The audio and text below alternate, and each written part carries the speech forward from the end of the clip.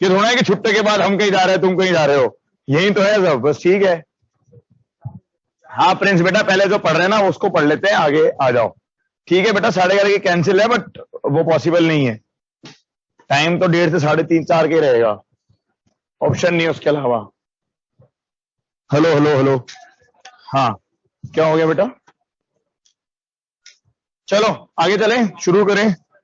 तो एक मिनट रुको जरा, देखो एक तो हम आ जाए एक पॉइंट H2 हॉल इफेक्ट वाला सवाल, अब डिस्कस कर सकते हैं उसको। बेसिकली वो चीजें पढ़ा दी गई हैं। तो ये आपके पेज 56 पर, ये एक्सरसाइज 1 में था, एक्सरसाइज 1 का पार्ट 1 का H2 हॉल इफेक्ट। देखो जरा इसमें क्या हो रहा है, इस क्वेश्चन में क्या हो रहा है, ये आप ऐसे समझ लें। देखो ये मैग्नेटिक फील्ड दिखा दिया आपको B। एक्चुअली हॉल इफेक्ट में इसमें क्या थोड़ा आधा अधूरा है, मतलब इन्होंने क्या उसके सिर्फ नाम को यूज कर लिया। अब क्या कह रहे हैं हम, कह रहे हैं ये करंट कैरिंग वायर है, this is a current carrying wire, जो कि हम अक्सर इस तरह से रेड कलर का दिखा देते हैं, ये करंट कैरिंग वायर है। ओके, इसको थोड़ा जूम कर दूं मैं, इस हिस्से को इसको जूम करूं, इसके इस हिस्से को जूम करूं अगर, ये नजर आएगा आपको कुछ पूरा पोर्शन।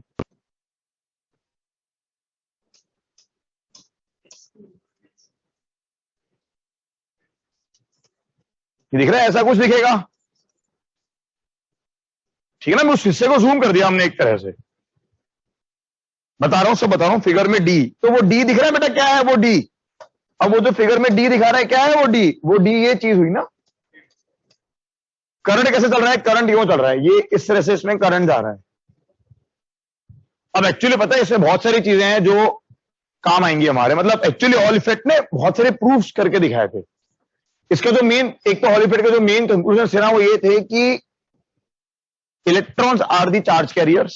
एक चीज तो कि भाई इलेक्ट्रॉन्स जो है, electrons move, basically electrons move. And इसने एनई की वैल्यू याद है? एनई क्या होता था? चार्ज डेंसिटी, वो वैल्यू भी इसने फाइंड कर ली थी। भाई एक बात बताओ ना, सपोज मुझे अगर चार्ज डेंसिटी फाइंड करनी है तो क्या हम अंदर घुस के फाइंड कर सकते हैं क्या? कहां से मिलेगी भाई? डेंसिटी फिर भी मिल जाएगी, मास अपॉन वॉल्यूम, कितने इलेक्ट्रॉन्स पर मीटर क्यूब है वो हम कभी भी फाइंड आउट नहीं कर सकते। बिल्कुल, तो ये थी charge carrier density, this is charge carrier density. इसका भी इसने आइडिया लगा लिया था कि, और ये यही तो तरीका है कॉपर की, एल्यूमिनियम की, सबका पता करने का। देखो जरा क्या हो रहा है। उसने क्या दिया, चलो इसके हिसाब से बात करें तो इसने बोला आई करंट जा रहा है, तो ड्रिफ्ट वेलोसिटी कितनी होगी भी? V बराबर क्या बन गया? आई बराबर NEA VD। तो ठीक है भाई, आई बराबर हो गया NEA VD, NEA VD। ठीक है, जिसमें A जो बना, तो A जो बना एक तरह से क्या बन गया वो पाई डी स्क्वायर बाई 4। A की वैल्यू क्या आ गई? पाई डी स्क्वायर बाई 4, वो रेडियस के हिसाब से। एरिया आपको पता लग गया। अच्छा अब जरा देखो भाई, दो ऑप्शन है ना हमारे पास, कि कुछ डाउट है? नहीं ना? हाँ देखो, अच्छा हमें ऑलरेडी, हमें तो पता है ना कि क्या मूव करते हैं, इलेक्ट्रॉन्स या पॉजिटिव चार्जेस? इलेक्ट्रॉन्स। हम तो ये मान के चलते हैं, हमें तो पता है इलेक्ट्रॉन्स मूव करते हैं। चलो देखो हो क्या रहा है, ये करंट जा रहा है आपका इस तरह से, ऐसे आई करंट जा रहा है, या आई करंट जा रहा है आपका। तो इलेक्ट्रॉन्स बेसिकली किधर आ रहे होंगे? इलेक्ट्रॉन्स किधर आ रहे हैं? नीचे की तरफ आ रहे हैं, ये इलेक्ट्रॉन्स इधर की तरफ। अच्छा उसने क्या बोला, इलेक्ट्रॉन्स की क्या देखे हम, सिर्फ यहां पर लिखा भी होगा कि इलेक्ट्रॉन्स के रैंडम मोशन की हमें बात नहीं करनी, हम तो ये मान लें एवरेज। उसने पहले बोला बी पार्ट में एवरेज मैग्नेटिक फोर्स की बात करें हम, तो देखो जरा एवरेज मैग्नेटिक फोर्स किधर लगा? इस पर, इस वायर पे किधर लग रहा है एवरेज मैग्नेटिक फोर्स? ये VD इधर होगी इलेक्ट्रॉन्स की, तो इलेक्ट्रॉन्स, मैग्नेटिक फील्ड का है अंदर, तो ये इलेक्ट्रॉन्स ऐसे आ रहे हैं, ये इधर, तो इलेक्ट्रॉन से फोर्स लग रहा है इस तरफ लग रहा है, तो ये वाली साइड आपकी कैसी हो गई? नेगेटिव हो गई, और ये साइड आपके पास क्या हो गई? पॉजिटिव हो गई। ये सोच रहे हो आप, आपने वो जो BVL का डेरिवेशन किया था, BVL में आपने याद हो तो विड्थ वाले पार्ट को इग्नोर किया था, इसीलिए यहां पर एक वर्ड आ रहा है ट्रांसवर्स EMF। देखो इसमें एक वर्ड आ रहा है ट्रांसवर्स EMF, लास्ट लाइन देखो जरा, क्योंकि वो EMF क्या आ रही है? इस तरह से आ रही है, जिस वाले पार्ट को आपने इग्नोर किया था। बट ठीक है भाई, एक पर्टिकुलर एक्सपेरिमेंट के लिए हम उसको यूज कर रहे हैं, अदरवाइज वो चीज क्या इग्नोर, क्यों? क्योंकि विड्थ ही क्या है, बहुत छोटी सी। तो क्या हुआ, ये हमें ई मिल जाएगा। तो वो ई कितना मिल रहा है? अच्छा एक मिनट, सॉरी, डी इसने क्या माना है? ओ अच्छा, रेडियस तो आर दिया है, गोल स्ट्रिप ऑफ रेडियस आर दे दिया है, नंबर ऑफ फ्री इलेक्ट्रॉन। तो डी क्या दिखा रहा है ये? डी को क्या दिखा रहा है ये? आंसर में डी है क्या कहीं? नहीं, आंसर में कहीं डी है क्या? तो फिर डायमीटर है, तो फिर current I through cylindrical gold strip of radius R का क्या मतलब है फिर? तो डी इक्वल टू 2r ले लिया, यही लिया इन्होंने, H2। डी कहीं नहीं है ना? हाँ ठीक है, डी कहीं है ही नहीं ना उसमें, हाँ, क्योंकि पहली लाइन में दे तो रखा है उसने। हाँ नहीं नहीं ठीक है, मतलब ठीक है, हम अगर उसको ध्यान दें तो ये बेसिकली उसका जो डी दिख रहा है वो ये चीज बन गई एक तरह से, वो जो डी है, तो that D equals to basically 2r। वो डी मुझे क्यों चाहिएगा? पोटेंशियल डिफरेंस फाइंड करने के लिए बेसिकली। हाँ, अक्रॉस द विड्थ, तो वो विड्थ होगी ना, तो वो डी क्या होगी, एक तरह से विड्थ हो गई, ठीक है ना भाई? हाँ बेटा, डायग्राम देख लिया, तो डी इक्वल टू 2r है एक्चुअली, ठीक है। मैं ये बोलेंगे कि मैग्नेटिक फील्ड लाइन से कट कर रहा है, नहीं यहां कोई कटिंग नहीं है, यहां तो ऑलरेडी इलेक्ट्रिक, अरे यहां तो ऑलरेडी करंट फ्लो कर रहा है, ये डिफरेंट है। बट यहां जो ईएमएफ इंड्यूस हो रही है, इसलिए उसको क्या नाम दे रहा है वो, उस ईएमएफ को नाम दे रहे हैं ट्रांसवर्स ईएमएफ, क्योंकि वो ईएमएफ आपकी इस डायरेक्शन में आ रही है, इसलिए तो उसको नाम दे रहे हैं ये ट्रांसवर्स ईएमएफ। अगेन ये विड्थ तो अपने आप में बहुत कम है, बट ठीक है, उसके अक्रॉस अच्छा ट्रांसवर्स ईएमएफ की वैल्यू कितनी आ जाएगी? वैल्यू बन जाएगी आपके पास ये चीज डेल्टा वी हो गया एक तरह से। तो डेल्टा वी, मान लो ये साइड ए है, ये साइड बी है, तो कौन सी साइड ज्यादा पर है? तो वीबीए, तो वीबीए की वैल्यू क्या बन गई? इलेक्ट्रिक फील्ड इंटू डी बन गया वो, ई इंटू डी, यही पूरा सॉल्व करा हुआ है इन्होंने, और कुछ भी नहीं है। और ये ई क्यों आएगा? ई इलेक्ट्रिक फील्ड क्यों आ रहा है? इसको बैलेंस करने के लिए, ठीक है ना भाई? फोर्स लग रहा है, एफ बी फोर्स किधर लग रहा है इसके ऊपर? एफ बी फोर्स जो लगा वो इस तरफ लगा, एफ बी फोर्स लगा इस तरफ, हाँ इधर लग रहा है एफ बी, तो एफ बी इधर लग रहा है, तो एफ ई इधर लग रहा है, तो इलेक्ट्रिक फील्ड किधर बन रहा है? ये इलेक्ट्रिक फील्ड ऐसे बन गया, यही तो हुआ, ठीक है ना भाई? तो ये एक मिनट, उससे कोई लिंक नहीं है, वहां पर तो रॉड मूव कर रही थी, अरे यहां तो ऑलरेडी करंट चल रहा है, यहां तो ऑलरेडी इनके पास क्या है? ड्रिफ्ट वेलोसिटी है, पर क्या हो रहा है? एक ईएमएफ कैसे इंड्यूस हो रही है? वायर के इस तरह से। अब देखो जरा, हमें एनई की वैल्यू कैसे मिलती है यहां से? एक बात बताओ जरा, ये ईडी, तो क्या होगा आपके पास? ये क्यू वी बी, मतलब एट इक्विलिब्रियम क्या होगा? एट इक्विलिब्रियम पे आपके पास क्यू ई बराबर, या क्यू ई बराबर क्या आ जाएगा? क्यू वी बी, तो वी बराबर कितना आ गया? ई बाय बी, ठीक है। अच्छा एक बात बताओ जरा, ये जो दो साइड्स बनी, इनके अक्रॉस हम क्या करते हैं? नहीं, एक वोल्ट मीटर लगा देते हैं। ऑब्वियसली एक वो सिस्टम इतना आसान नहीं है, क्योंकि बहुत पतला सा वायर है, बट अगर मैं इनके अक्रॉस क्या लगाऊं? एक वोल्ट मीटर लगा दूं, तो वोल्ट मीटर मुझे क्या मेजर करके दे देगा? पोटेंशियल डिफरेंस दे देगा, तो मुझे क्या मिल जाएगा? ई मिल जाएगा। क्या नहीं, जीरो नहीं आता ना, क्या वायर है? हाँ, तो ये वायर ये जा रहा है, ये देख, और हर चीज को ना इतना डीप में ये वायर जा रहा है एक्चुअली, ठीक है, वो बहुत थिन है, बट हम उसको जूम करके समझ रहे हैं, यहां से यहां, ठीक है, वो ये तो समझाना चाह रहा है। हाँ तो ठीक है ना, है वायर, क्या हो गया? तो एक मिनट, नॉर्मल सर्किट के अंदर हम कभी मैग्नेटिक फील्ड अप्लाई नहीं करते, हॉल इफेक्ट ने एक चलता हुआ सर्किट था, उसके अंदर एक जगह पे क्या अप्लाई कर दिया? Magnetic field. तो मेजर कराया भाई, मेजर करके ये बकाया ना, एक मिनट, अगर मैं यहाँ पोटेंशियल डिफरेंस ये ऐसे, ये एक वायर चल रहा है, उस वायर के अक्रॉस पे ऐसे मेजर कराया हमने, तो क्यों नहीं आएगा? वो बताएगा हमें बिल्कुल कि भाई कहां से कहां, कौन से साइड हाई पोटेंशियल, कौन से लो पोटेंशियल। और एक्चुअली ये प्रूव हुआ कि पोटेंशियल ए साइड पर क्या आ रहा है? कम आ रहा है। बता रहा हूं ना, इससे क्या क्यों चीजें मिली हमें। अच्छा, पोटेंशियल डिफरेंस आ गया, तो ये ऐसी तो रीडिंग मिली, ये डेल्टा वी आया, डेल्टा वी आया, तो ई कितना आ गया? Delta we upon D. ये सब कैलकुलेशन करिए और इफेक्ट में, बाकी अगर आप गूगल पे जाके पूरा ढूंढोगे तो आपको सारा मिलेगा, तो रीड करता होगा तभी तो आया वो वैल्यू, ठीक है ना भाई? भाई जनरली हम लोग जब वोल्ट मीटर लगाते हैं तो हम तो कहां लगाते हैं? सर्किट के अंदर, समझ रहे हो? अरे नॉर्मल सर्किट में ना तो मैग्नेटिक फील्ड होता है, ठीक है, यहां तो हमने एक अलग से मैग्नेटिक फील्ड भी पहले उसको दिया, फिर हमने वायर के इस तरह से, तो हो सकता है ना जब आपने एक्सपेरिमेंट करा हो तो थोड़ा थिक वायर ले लिया हो, instead of a very thin wire आपने एक थिक स्ट्रिप ले ली, इसीलिए उसने लिखा भी है through cylindrical gold strip of radius R. Gold क्यों लिया है? ताकि वो उसको क्या कर सके, चपटा कर सके, और उसकी विड्थ क्या कर सके, थोड़ी सी हम बढ़ा सके। ठीक है ना भाई? तो बकायदा डेल्टा वी मिलता है, तो डेल्टा वी के कारण हमें ई मिल गया, तो ई की वैल्यू बन गई डेल्टा वी अपॉन डी। तो क्या हमें ये वीडी, ये क्या वीडी है क्या? अरे ड्रिफ्ट वेलोसिटी कैसे मेजर करोगे, कोई घुसता थोड़ा है अंदर। तो क्या मिलेगा यहां से, ड्रिफ्ट वेलोसिटी। तो पहले हमें क्या मिली यहां से, वीडी की वैल्यू, तो ये वीडी मिला, वीडी मिल गया। करंट हम एमीटर से नाप सकते हैं, सर्किट में कितना है, एरिया आप निकाल सकते हो, इलेक्ट्रॉन का चार्ज पता है आपको, क्या मिल जाता है, एनई। ये बकायदा एक प्रैक्टिकल मेथड है। अब दूसरी इंपॉर्टेंट चीज कि इलेक्ट्रॉन्स क्यों मूव कर रहे हैं। अगर सोच के देखो, इलेक्ट्रॉन्स की जगह पॉजिटिव चार्ज मूव कर रहा होता, इफ, जरा देखना, अगर मैं पॉजिटिव चार्ज को मूव करा देता, ठीक है, ई प्लस मूव करता, जरा देखना ई प्लस पर फोर्स किधर लगता, इधर। एफ भी किधर लगता, इधर, इससे इधर आता ना, ये मतलब पॉजिटिव चार्ज किधर इकट्ठा होता, इधर इकट्ठा होता। अगर इधर इकट्ठा होता तो ये वाली साइड का पोटेंशियल क्या होता, हाई। बट वोल्टमीटर ने प्रूव करा कि इधर का पोटेंशियल क्या है, लो है। इसका मतलब क्या मूव कर रहे हैं, इलेक्ट्रॉन्स मूव कर रहे हैं। ठीक है ना? तो ये इसमें काफी सारी काम की चीजें बताई गई थी। ओके, एडवांस में कॉम्प्रिहेंशन है क्या, कहां पर है, कौन सी ईएमआई वाली में होगा? नहीं, ईएमआई में तो नहीं है, गिरेगा क्या, पता नहीं है मुझे कौन सा साल में है।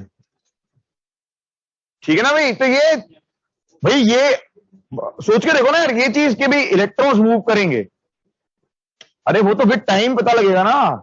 अरे उसके बाद ये जो एक्चुअली क्या होता है, देखो ऐसा नहीं होता कि वर्किंग एक काम हुआ फिर दूसरा काम हो रहा है। तो साइंटिस्ट अराउंड द वर्ल्ड काम कर रहे हैं। किसी ने बोस मतलब वो जो एटॉमिक स्ट्रक्चर है उससे प्रूव करा कि यार इलेक्ट्रॉन्स हैं जो कि क्या कर सकते हैं, फ्रीली अवेलेबल हैं। अगर वो फ्रीली अवेलेबल है तो इसमें क्या चलने चाहिए थे, इलेक्ट्रॉन्स ही चलने चाहिए थे। तो प्रूव हो रहा है कि हाँ भी कौन मूव कर रहे हैं, इलेक्ट्रॉन्स मूव कर रहे हैं। बस इस तरह चलती है चीजें। तो अराउंड द वर्ल्ड सारी चीजों को फिर मिला करके, अरे इसमें फ्लक्स का क्या काम है भाई, ट्रांसवर्स ईएमएफ तो आ ही जाएगी ना वीडी के अकॉर्डिंगली। फिर टाइम वेस्ट कर रहे हो बिना बात वाला। चलो कोई चीज ढंगी बताए लोगों। चलो आ जाओ भाई नेक्स्ट। हाँ बाकी एक्सरसाइज 2 पर आ जाए सीधे हम। एक्सरसाइज 2 पार्ट 2 नहीं हुआ क्या हमारा? ठीक है चलो, एक्सरसाइज 2 पार्ट 2। ओके चलो, पार्ट 1 पूरा है। हाँ पार्ट 2 कर लेते हैं पहले। पार्ट 2 से मेरे तो बहुत ज्यादा कुछ है नहीं सर। 4 में डिस्कस करेंगे, 4 में है कुछ अच्छे पॉइंट्स। पार्ट 2 में बोले भाई फटाफट।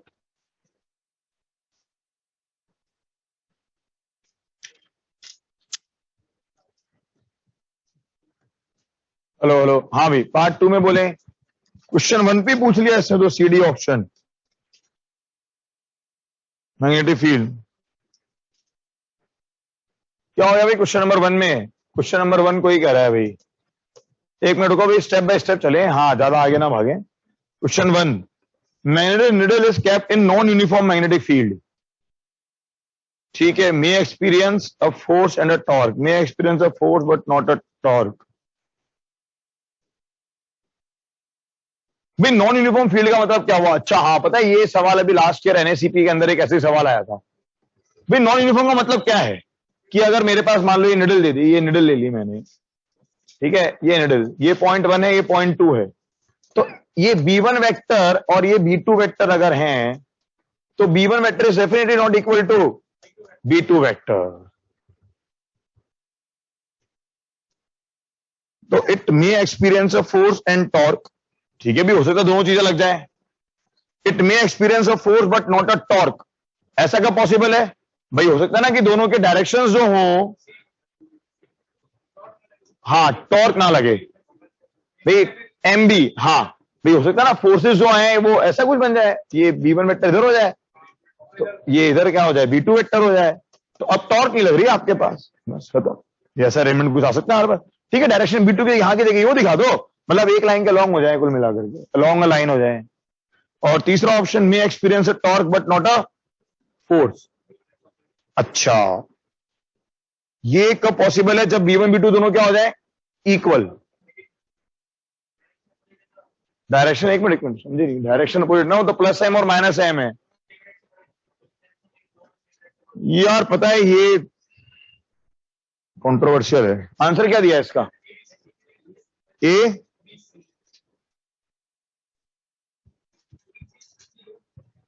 सी, अभी ओलंपियाड में लास्ट ईयर एक सवाल है एनएससीपी के अंदर 2000, अभी क्या चल रहा है 21 ना, 19 में था, और उसमें यह था कि डायपोल का रखा है नॉन यूनिफॉर्म फील्ड के अंदर। रेजोनेंस कोटा से जो आंसर की रिलीज हुई थी, मतलब उससे मैं जयपुर था एक्चुअली, कोटा नहीं था, उन्होंने तब भी इसको मार्क किया था, लेकिन मैंने कहा था कि ऐसा नहीं होना चाहिए, और वो जो ओलंपियाड के आंसर की आई थी ना उसके अंदर ये था भी नहीं। डी तो नहीं होगा ना direction, neither a force not a torque, ये तो पॉसिबल ही नहीं ना। एक्चुअली में जो मुझे लॉजिक समझ में आता है देखो इस सवाल का, वो ये है कि जब आप नॉन यूनिफॉर्म कह रहे हो तो आपको उन दोनों पॉइंट्स पर फील्ड की वैल्यू क्या लेनी है, अलग अलग लेनी ही चाहिए। हालांकि ऐसा नहीं है, अब एक पॉइंट चार्ज का फील्ड जो है, भाई नॉन यूनिफॉर्म में ऐसा कहीं नहीं लिखा कि 2 पॉइंट्स पर इक्वल नहीं हो सकता है ना। बट सोच के देखो ना, वो कह रहा है स्मॉल डाइपोल। सपोज करो मेरे पास एक बाहर मैग्नेट है, ये देखो बाहर मैग्नेट नॉर्थ साउथ, इस बार में मान लो इस वाले पॉइंट पे फील्ड देखूं तो इधर आएगा, इस वाले पॉइंट पर इधर आएगा। ये दोनों फील्ड्स क्या है, बिल्कुल इक्वल हैं, बट इन दोनों पॉइंट्स के बीच की दूरी क्या बहुत कम है क्या, तो बहुत दो पास वाले पॉइंट्स पर फिर ठीक है ना, इन दोनों पॉइंट्स पर फील्ड आपके पास क्या हो गया, इक्वल फील्ड है ना दोनों पर। इसका फील्ड कैसा बनेगा, नॉन यूनिफॉर्म बोलेंगे हम। लेकिन सोच के देखो ना, वो ये भी तो कह रहा है कि 1 और 2 पॉइंट स्मॉल बार मैग्नेट, तो बहुत पास में अगर 2 पॉइंट्स हैं तो उन दोनों पर तो यार अगर फील्ड यूनिफॉर्म नहीं है तो B1 B2 की वैल्यूज क्या लेंगे हम, अलग अलग लेनी ही चाहिए। और ये लॉजिक जब मैंने एनएससीपी के क्वेश्चन में लगाया था तो वो मेरे आंसर सही थे बिल्कुल। तो उस हिसाब से अगर हम देखें तो इट मे एक्सपीरियंस, तो फोर्स तो एक्सपीरियंस करेगा ही करेगा, बस ये आंसर होना चाहिए इसका बिल्कुल। और यार जेई देख ऐसा है, 1982 के आंसर की जो है ना वो किसी के पास है नहीं, अक्षर बिंदल, ये एक फैक्ट है। जेई ने आंसर कीज जो है वो 2002-3 के बाद के रिलीज करने शुरू करें, उसके पहले वो कभी रिलीज करते भी नहीं थे, बल्कि उसमें भी 2007 या 8 के बाद के हैं। ये कोई जेई के आंसर की होना है बेटा, ये तो रेजो के आंसर की है। तो आप तो लॉजिक समझो, दो पास वाले पॉइंट्स पर भाई समझो ना, यूनिफॉर्म फील्ड, ये फील्ड लाइन्स तो यूं बनेंगी ना यार, ऑब्वियस सी बात है। तो फील्ड क्या रहेगा आपके पास, अनइक्वल लेना है बस, खत्म। तो अनइक्वल फील्ड को मानते हुए सॉल्व करें, वो ज्यादा बेटर है। और एक बार हम एनएससीपी का क्वेश्चन भी मैं एक बार और देख लेता हूं, पर एनएससीपी 2019 मुझे याद है क्योंकि एक क्वेश्चन ने आके डिस्कस किया था मेरे से, एक वो नहीं कपल नहीं डायपोल रखा था बकायदा इलेक्ट्रिक फील्ड के अंदर। हाँ बेटा अनिष्का, सिर्फ वही लगेगा, क्या चीज भाई, तो कपल का अरेंजमेंट क्या होता था, फोर्सेस इक्वल एंड अपोजिट। बस समझो इक्वल अपोजिट फोर्स कब आएंगे भाई, अबे जब दोनों बी वेक्टर क्या हो, इक्वल हो, अबे वो तो खुद ही प्लस एम और माइनस एम है, फोर्स इक्वल अपोजिट होंगे। इलेक्ट्रिक फील्ड तो क्या होगा दोनों पॉइंट्स पर सेम, तभी फोर्स क्या होंगे, इक्वल एंड अपोजिट होंगे ना, क्योंकि ये तो खुद प्लस एम और माइनस एम है भाई, ये प्लस एम है और ये माइनस एम है। तो कपल का मतलब तो क्या बना, जब आपका इलेक्ट्रिक फील्ड वो हर जगह पर फील्ड क्या रहे सेम रहे, तो वो पॉसिबल है नहीं। क्योंकि मैं तो ये मानता हूं कि भाई 1 और 2 अगर नॉन यूनिफॉर्म कर रहा है तो आप 2 पॉइंट्स पर क्या मानोगे, अलग अलग मानोगे, एटलीस्ट अगर वो 2 पॉइंट्स का है बहुत पास पास, बस अलग अलग ही आएगा यार, और क्या, वरना नॉन यूनिफॉर्म का लॉजिक ही क्या हुआ भाई। नॉन यूनिफॉर्म किसी भी तरह से हो जाए ना, मैं तो वेक्टर लिख रहा हूं ना, B1 vector not equal to B2 vector, तो मैं तो वेक्टर सम करूंगा बस। हाँ फील्ड का डायरेक्शन अपोजिट होगा तो भी नॉन यूनिफॉर्म होगा। अरे तो बेटा अगर फील्ड के डायरेक्शन अपोजिट हो गए तो भी तो फोर्स के डायरेक्शन देख सेम आ जाएंगे, अगर फील्ड का डायरेक्शन अपोजिट लेगा तो देख फोर्स के डायरेक्शन सेम आ जाएंगे, क्योंकि प्लस एम माइनस एम है ना भाई वो भी तो, ठीक है। तो ये थोड़ी सी कंट्रोवर्सी मानता हूं मैं, एनएससीपी 19 वाले को एक बार देख लेंगे, कोई बैठा हो यहां अभी ऑनलाइन पे चेक कर रहा दिखाना चाहता हो, निकाल ले एक बार। चलो अभी 5 तक, शायद इसका आंसर इससे पहले तक अगर वो मैंने इस वाले को नहीं दिया होता सही तो शायद मैं इनका सही मान भी लेता एक बार के लिए, बट मेरा आंसर इससे मैच करा था, ये मुझे याद है। 2 वाले क्या answer, at the origin due to current element place at position, क्या हो गया, सेकंड का आंसर नहीं आ रहा क्या, क्या हो गया इसमें बेटा, आर वेक्टर देख डिफरेंट है, position at origin due to current place at a position. हाँ बेटा इस बार आर वेक्टर ओरिजिन से डीएल की तरफ है। क्वेश्चन नंबर 2 में आपका आर वेक्टर जो है ये डीएल वेक्टर तो ये रहा, आर वेक्टर ये दे दिया है, दिस इज आर वेक्टर, जबकि कॉपी में हमने उल्टा लिया है, तो फिर उल्टा ही आएगा ना। हाँ भाई, अरे ऐसे बेकार वाले डाउट्स मत फंसाओ, मतलब टाइम वेस्ट मत करो। 1 to 5 कोई और? 1 to 5 कुछ भी नहीं। फर्स्ट का आंसर क्या होगा? फर्स्ट का ए और बी लिखे हम। 6 to 10, 6 to 10, 6।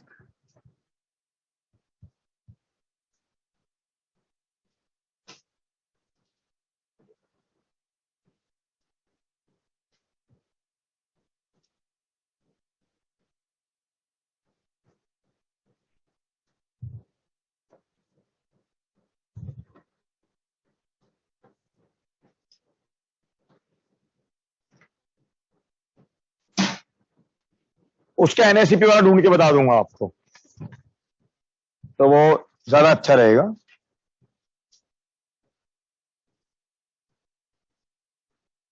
कोई और देखना चाहे तो वो भी एक बार ढूंढ ले और कर ले। हाँ चलो नेक्स्ट नेक्स्ट। हाँ 6 to 10 में कौन सा बोला? 6th बोल रहा है कोई। 6th तो क्लास में इस तरह करा है यार हमने। 6th बताना है क्या सही में? Particle of charge under the influence of uniform electron uniform field trajectory velocity at P and Q. तो पी और Q velocity which of the following is correct. तो बेटा वर्क डन निकालो ना इसके ऊपर। वर्क डन कितना आएगा? चेंज इन काइनेटिक एनर्जी, बातें नहीं। और वर्क डन कितना बनेगा? वर्क डन की वैल्यू बनेगी Q into E into 2A। आ जाएगा लॉजिक यार, क्यों टाइम वेस्ट कर रहे हो? तो आसान सवाल है यार। हाँ चलो नेक्स्ट बोलो 10 तक। 7th भी? 7th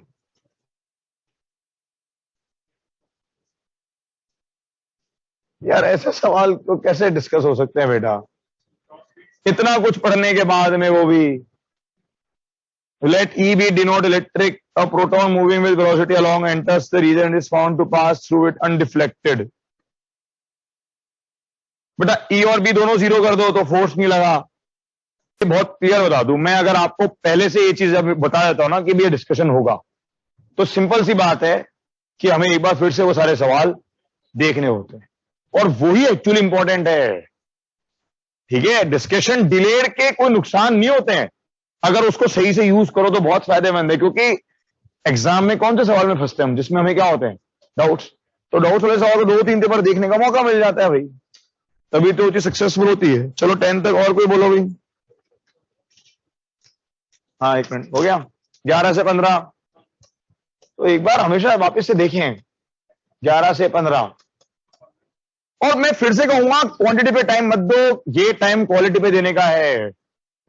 भले एक सवाल के लिए हमें पीछे जाकर के नोट्स देखने पड़े, वो दो, पर उस पर सिलेक्शन उन्हीं के होते हैं भाई।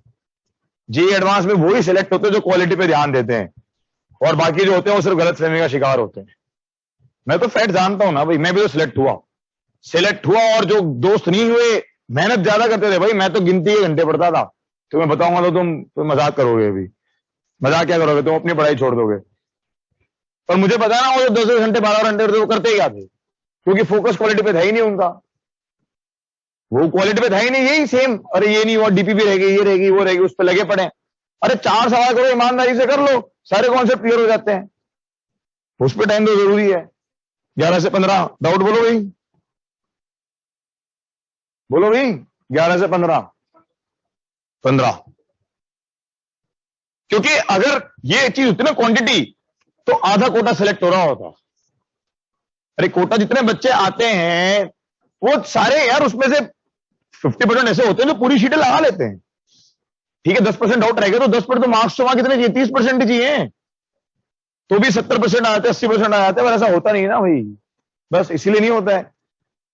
मैं आइडियल सॉलिड क्यों माना? एक्सरसाइज 2 पार्ट 2 क्वेश्चन 14 में बेटा कुछ नहीं तो आइडियल ही मान लेते हैं। आइडियल मान लिया, आंसर आ रहा है ना, तो बस सही है। ठीक है, चलो क्वेश्चन नंबर 15। क्यों माना वाली चीजें यहां अबे 15 में क्या हो गया, तो क्लास में कराया है भाई। सिंपल सी बात है, ये हो गया ना इनफाइनाइट प्लेट, तो इनफाइनाइट प्लेट के कारण यहां पे फील्ड निकालेंगे। हाँ, तो इधर जो डायरेक्शन आएगा कैसा आएगा, इसका फील्ड ऐसे जाएगा और इस वाले का फील्ड इधर आएगा फील्ड। और जब ये तो हो गया कौन सा पॉइंट, ए पॉइंट, और अगर ये एक और प्लेट आपने यहां ले ली तो दोनों के डायरेक्शन इधर ही तो आएंगे, दोनों फील्ड के डायरेक्शन इधर आएंगे, जबकि इधर वाला पॉइंट लोगे तो अपोजिट आएंगे बस। अरे 15 तो वैसे भी यहां तो सॉल्व भी नहीं करना, सिर्फ क्या देखना है, डायरेक्शन वही। और डायरेक्शन देखने का तरीका क्या है, एक वायर इधर पकड़ो, एक वायर इधर पकड़ो, बस खत्म, उसके अकॉर्डिंगली देखो।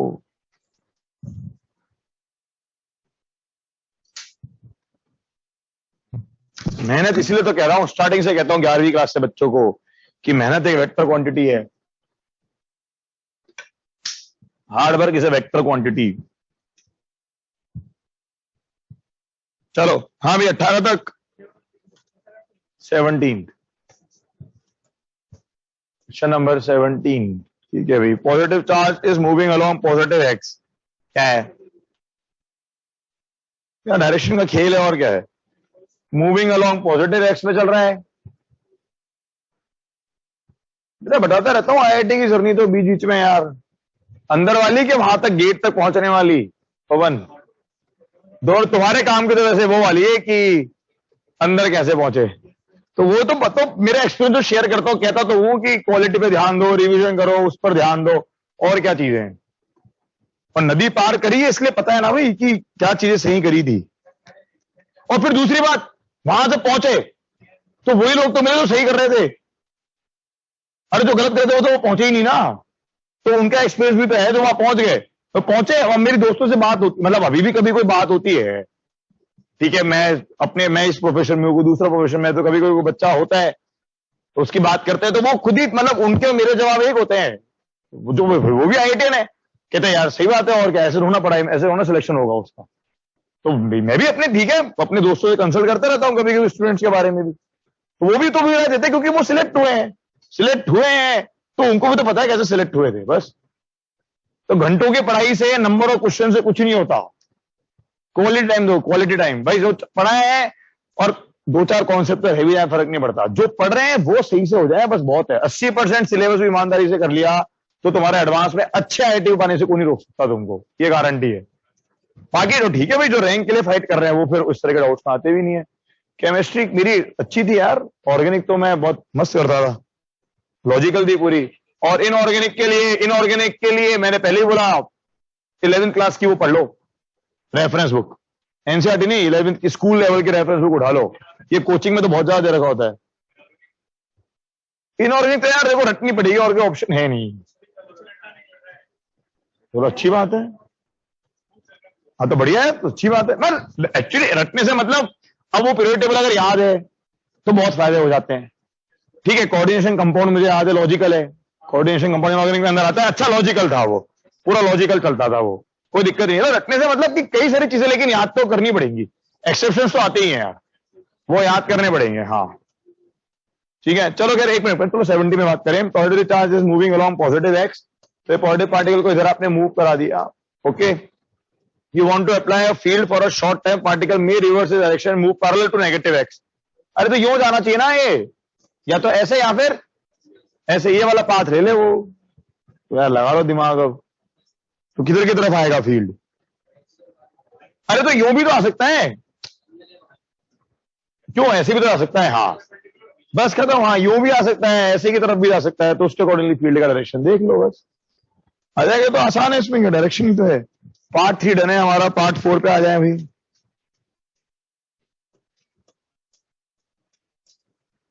पार्ट 4 में हमें एक सवाल ऐसा भी मिलेगा जिसमें कि हमने एक पीछे गलती करी हुई है। पार्ट 4 में बोलो भाई, 1 तो ठीक है, 1 नहीं बताऊंगा मैं, पूछोगे तो भी। हाँ बोलो भाई, साइक्लोट्रॉन, वो तो मैं करा दूंगा अभी, उससे पहले कोई नहीं है। अबे 18th क्वेश्चन पे कहां आ गया भाई, क्या हो गया यार तुम्हारा, पार्ट 2 रह गया क्या, 18th क्वेश्चन क्या 18th में ऐसा, देखने दे भाई। हाँ तो सबने बोला आगे बढ़ जाओ तो मैं बढ़ गया, रुक जाओ भाई, पार्ट 2 का 18th।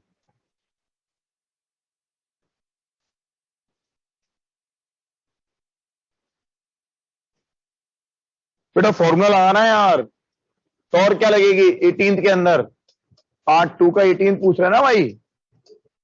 तो टॉर्क बराबर क्या लगी एम बी, तो टॉर्क बराबर M B is equals to I alpha. तो ओमेगा कितना आता है, ओमेगा की वैल्यू क्या आएगी आई अल्फा। तो अल्फा होता है ओमेगा स्क्वायर एक्स वाली फॉर्म, तो वो एम बी में से क्या थीटा अलग हो जाएगा। अरे एम बी साइन थीटा आएगा ना यार, torque M B sine theta लगा दो इसको और क्या। तो एम बी बाई आई आ जाएगा, ओमेगा बराबर root M B by I. बस जो स्टैंडर्ड सवाल है यार बेटा चैतन्य, इसका कोई जवाब नहीं है कि हमेशा आइडियल मानते हैं क्या।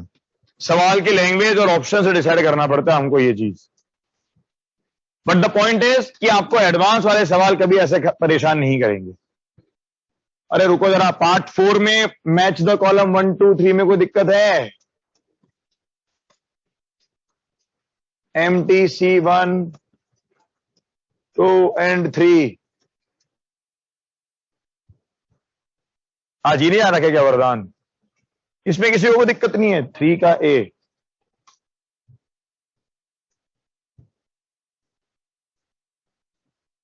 है ना एक दिक्कत।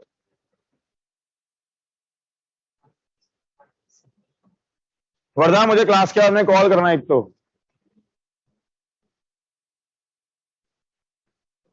ये जैसे मेरे ख्याल से वरदान अच्छी पढ़ाई कर रहा था शायद, तो इस समय बीमार होना ना अपने आप में बहुत क्रिटिकल फेज है। और ये बातें मैं हमेशा समझाता हूं, पर मुझे लगा ऑनलाइन है तो सब ऐसे प्रिकॉशन ले रहे होंगे, ये तो घर पे और पड़ता है, पेरेंट्स भी इसको शायद।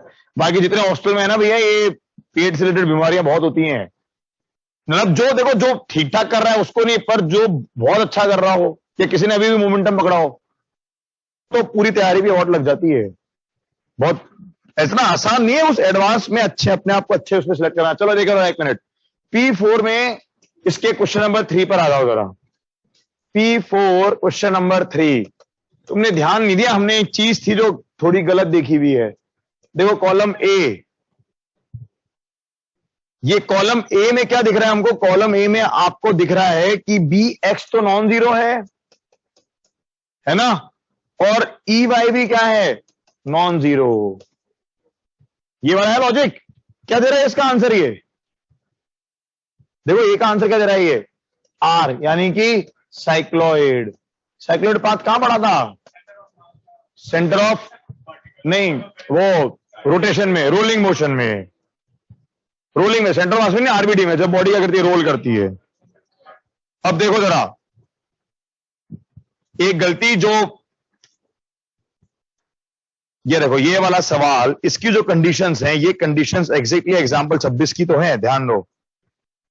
ये कंडीशंस आपकी एग्जैक्टली एग्जांपल 26 वाली हैं। ये कंडीशंस बिल्कुल एग्जांपल 26 की है। U0 दे रखा है आपको स्टार्टिंग में। सेम कंडीशंस ऑफ एग्जांपल 26 कि बेसिकली E और B क्या है एक दूसरे के परपेंडिकुलर, एंड U वेक्टर क्या है 0, and U vector equal to 0। बेटा वो एक और अलग चीज थी, उसको अभी छोड़ दें हम। ध्यान है, मैंने जो सॉल्व करते तुम इसका पाथ क्या बताया था, एलिप्स बता दिया था मैंने बताया था लिसाजोस फिगर, याद है। देखो जरा एक मिनट समझना क्या मिस्टेक थी, उसको मैंने भी बाद में फिर ध्यान दिया। मैंने कहा यार ये मैंने एक्चुअली एक चीज क्या करी, ये देखो जरा पूरा सॉल्यूशन है हमारे पास। देखो सॉल्यूशन में हमारे पास टर्म्स आ रही हैं, ये बड़ी अच्छी चीज है। ये इसका एनालिसिस एक्चुअली क्या था भाई, मैंने तो उस दिन क्या मतलब एक्स्ट्रा एनालिसिस रिक्वायर्ड नहीं था, बट मैंने थोड़ा सा उस पर ऐसे दिमाग लगाया और उसके बेस पे तुम्हें बोल दिया देखो इसमें क्या हो रहा है, इसमें बहुत सारी और काम की चीजें हैं। तो समझ रहे, एक सवाल अपने आप में बहुत कुछ सिखा सकता है। ये देखो इसमें क्या हुआ, एक तो पहले तो हम देखें कि लिसाजोस वाली चीज तो क्या होती है। देखो समझना, वो जो लिसाजोस था ना वो तो कुछ ऐसा है, सपोज करो मेरे पास y आ गया कुछ y0 minus A1 sign omega T, मेरे पास x आ गया कुछ x0 माइनस का A2 कॉस ओमेगा टी। तो x और y इक्वेशन कैसी बनने वाली है, एलिप्स बनेगा बिल्कुल। इस पार्ट ये क्या शो कर रहा है कि एक एसएचएम का और है, y में एसएचएम का और है, x में it's a combination of perpendicular SHMs, it is a combination of perpendicular SHM. ये फेजर नहीं है, वो तो कल बात करेंगे हम। फेजर में तो क्या होते हैं, एक डायरेक्शन वाले, वहां तो एक डायरेक्शन वाले होते हैं, यहां फेजर नहीं काम आता, ये तो अलग अलग में है। तो क्या करना है, पार्टिकल की ट्रेजेक्टरी निकालो ना। क्या आएगी ट्रेजेक्टरी, ट्रेजेक्ट क्या आएगी, y minus Y not upon a1 का whole square plus x minus X not upon a2 का होल स्क्वायर इक्वल्स टू 1। ये एलिप्स आ गया, ये एलिप्स है। उस दिन क्या हुआ, पर प्रॉब्लम यह है कि किसी और ने वर्किंग क्यों नहीं करी मेरे बात। भाई मुझे तो एक्स में घुसना ही नहीं था, उसमें कहीं बात नहीं पूछा था, बट अगर मैंने बोला तो उसको वेरीफाई करते। चलो अब जरा देखो उसमें क्या है। देखो जो क्वेश्चन है एक्चुअली आंसर उसका जो आ रहा है, देखो हमने पूरा ये निकाला, आपको y दिख रहा है, y की वैल्यू आ रही है e by B omega 1 minus cos omega T. तो y तो SHM आ गया, ये तो वही वाली फॉर्म आ गई बिल्कुल, sum y not minus a1 cos omega T, कोई दिक्कत नहीं है। अच्छा अब देखो पीछे ऊपर एक रिलेशन आ रहा है, ये ऊपर देखो इक्वेशन नंबर 1 पेज 26 पर, ये एग्जांपल 26 में इक्वेशन नंबर 1 देखें आप। हाँ देखो ax दिख रहा है, ax कितना दिख रहा है आपको, ax दिख रहा है E B by M into U Y. अच्छा इससे पहले यू वाई डिराइव हुआ था बेसिकली, देखो यू वाई खुद SHM है ना, यू वाई की वैल्यू चल रही है, तो यू वाई ये बन गया आपके पास E B by M into U Y क्या बना, E by B sine omega T. अच्छा मैंने भी हड़बड़ी में कर दिया था, ये आया ax। अच्छा ax को क्या लिख सकते हैं हम, dux बाय dt।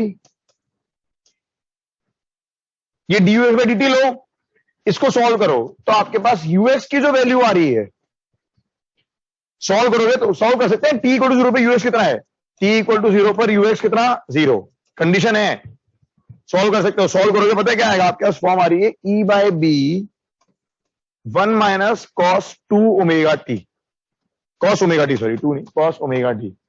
उस दिन क्या हुआ, मैंने पता है गलती क्या देखी, क्या गलती छोड़ दी थी मैंने ये SHM आ गया, मैंने बिना कुछ सोचे x को भी SHM मान लिया। जैसे यहां हुआ था भाई, यहां पर ui SHM आया था, तो समझो ui में कोई कांस्टेंट था क्या, ui में कोई कांस्टेंट है क्या, देखो जरा, अरे वो जो डेरिवेशन है उसमें देखो ui में कोई कांस्टेंट है क्या, नहीं है, लेकिन ux में क्या आ रहा है, एक कांस्टेंट। जब इसको इंटीग्रेट करोगे तो x की फॉर्म पता है क्या आ रही है, एक्चुअली x की फॉर्म में पता है क्या आएगा, x की फॉर्म में आएगा e by B omega into T, T integrate करोगे जब माइनस जो पार्ट आएगा वो साइनोसॉइडल आ जाएगा। ये बड़ी इंटरेस्टिंग चीज है, ये भी SHM है, लेकिन इसका मीन क्या हो रहा है, टाइम के साथ चेंज हो रहा है। इसको हम बोलते हैं it is having a progressive mean, SHM with a progressive mean. तो इसलिए क्या हो रहा है, इसका जो पाथ बनेगा ना, इसका जो पाथ बन रहा है, इसका जो पाथ बन रहा है ना एक्चुअल में पार्टिकल का, क्योंकि मैंने क्या कोशिश करी उसको एलिप्स की तरह सोचने की भी, तो वो दिखा नहीं, बट द पॉइंट इज कि ये वर्किंग करनी चाहिए थी। इसका जो पाथ बन रहा है ना वो पता है वो बन रहा है, देखो ऐसे ऐसे ऐसे, ये साइक्लोडियल पाथ बनेगा। अच्छा अपने आप देख लो, आपका वेलोसिटी का एक्स और वाई कंपोनेंट क्या कर रहे हैं, SHM कर रहे हैं। एक बता रहा हूं, वेलोसिटी के एक्स और वाई कंपोनेंट्स क्या, एक मिनट, तुझे एक्स में SHM नजर आएगा नहीं, पर वेलोसिटी को देखना, Vx को देख, ये देख Vx बढ़ रही है, ये यहां से बढ़ती हुई यहां तक मैक्सिमम हो गई, फिर कम हुई, फिर बढ़ी, फिर कम हुई। एक्चुअली ये पता है क्या है, इस इक्वेशन को हम बोलते हैं एक तरह से SHM with a progressive mean position. This is SHM with a progressive mean position. उस दिन मैंने क्या ये इस वाली चीज पे ध्यान नहीं दिया, with a progressive mean position. मैंने सिंपली क्या करा, मैंने कहा अच्छा ये भी SHM आ गया, ui SHM है, ux SHM है, बस मैंने ये चीज सोच ली कि अच्छा यार x भी ऐसा आ जाएगा। जबकि इसमें क्या हुआ, x के साथ में एक x नॉट t आ गया यहां पर, क्योंकि y में ux में क्या था, कांस्टेंट था। अब समझो पहली बात तो इस सवाल को एक मैच द कॉलम में पूछना, भाई हेलिक्स तक आप आंसर दे सकते हो, सर्कुलर पाथ तक आप आंसर दे सकते हो, साइक्लोडियल पाथ कौन निकालने बैठेगा वहां पर, समझ रहे ना भाई हम। बट अब समझो, पर एक ऑप्शन है भाई, इस केस में ना हेलिक्स बन रहा है ना सर्कुलर बन रहा है, तो ठीक है भाई। तो फिर क्या बचा, साइक्लॉइड बच गया, बस खत्म। बट स्टिल मतलब हम लॉजिक्स पर जाते, अब ये सवाल कहीं से भी ऑब्जेक्टिव थोड़ा ना बनता है यार, तो कभी कोई कॉम्प्रिहेंशन बनकर आ जाए तो मजा आया, ठीक है कॉम्प्रिहेंशन ना आया बट ठीक है, हमें तो ये सब चीजें। अब इसमें और कुछ तो तुम्हें पता है वो रोटेशन के साइक्लोइडल पाथ की पूरी इक्वेशन मिल जाती है एक तरह से, जब साइक्लोइडल पाथ ये भी हुई है वो भी हुई है तो उसकी इक्वेशन तो आ गई है। तो इसमें आपको एक्स का एसएचएम नजर नहीं आएगा, ठीक है ना भाई, वो एसएचएम नजर नहीं आएगा आपको, बट आपको ये उसकी वेलोसिटी देखो तो समझ में आएगा कि वेलोसिटी बढ़ रही है, फिर घट रही है, बढ़ रही है, घट रही है, और यही सेम वीवाई के साथ भी हो रहा है, वीवाई के साथ। पर वीवाई तो बहुत क्लियर जा रहा है, पॉजिटिव भी जा रहा है और नेगेटिव भी आ रहा है बस। भाई यूएक्स में तो देखो ना कि हमेशा कांस्टेंट है, तो नेगेटिव तो कभी सही नहीं रही ना। हाँ बस इसके हिसाब से चलेगी वो, तो पॉजिटिव तो हमेशा ही है वो, बस ठीक है ना। तो ये नहीं, बट अब ठीक है वो कर लिया था, बट मुझे तो सही चीज जो है वो बतानी है ना भाई। तो यहां पर क्या हो रहा है, ये एक्स्ट्रा टी की फैक्टर आ रहा है ना, तो ये क्या शो कर रहा है कि ये एक्स में तो हमेशा कहां बढ़ता आ रहा है, आगे तो बढ़ ही रहा है बस, ठीक है नोट कर लो, इंपॉर्टेंट चीज है ये। मैंने कहा ना कि जब कोई चीज करो तो ईमानदारी से करो उसको। तो चांस की बात है, खैर ठीक है कि उस दिन पहली मैंने डिस्कस तो कराई है कई बार, अब ठीक है कई बार मिस हो जाती है चीजें। और वैसे भी मैंने बोला ना कि भाई कई बार, अब ठीक है भाई लास्ट ईयर का एक्चुअली ऑनलाइन था, तो ठीक है ना बच्चे ने कुछ जतरा पूछा ना भाई टीचर भी, और वैसे कोर्स खत्म करना अपने में चैलेंज था।